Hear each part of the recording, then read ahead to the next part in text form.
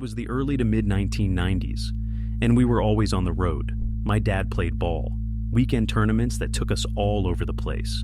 Back then he had this truck with a camper shell, and man, that was the best part. Me, my brother, and my sister. We'd all pile into the back, laying on blankets, laughing, snacking, just being kids. The road was our second home. One night, we were leaving Tucson, headed back home after one of my dad's games. His friend hitched a ride with us, sitting in the back with us kids.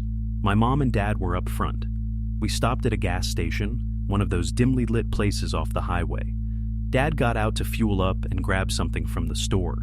Nothing unusual, but then I saw him, standing outside, talking to someone. A lady, just standing by his window, speaking to him.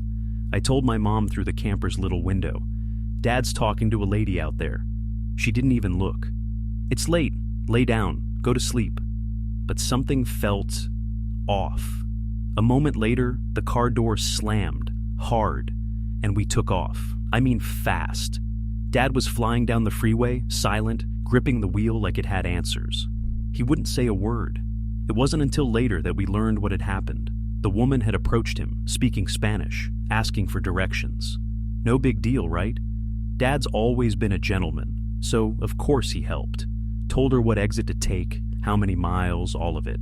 This was before GPS, back when people still used maps and memory. But she wouldn't leave it at that.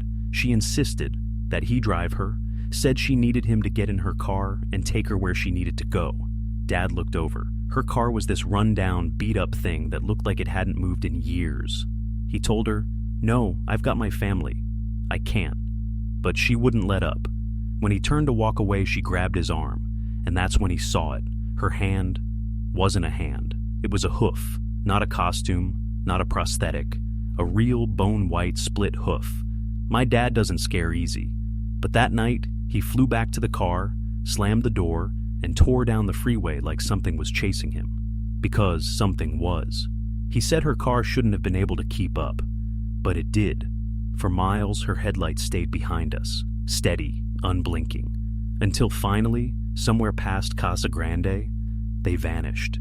To this day, my dad tells that story the same way, never changing a word. And even now, it gives him chills. So, I'll ask you, have you ever met the lady with the hoof? Let me know in the comments.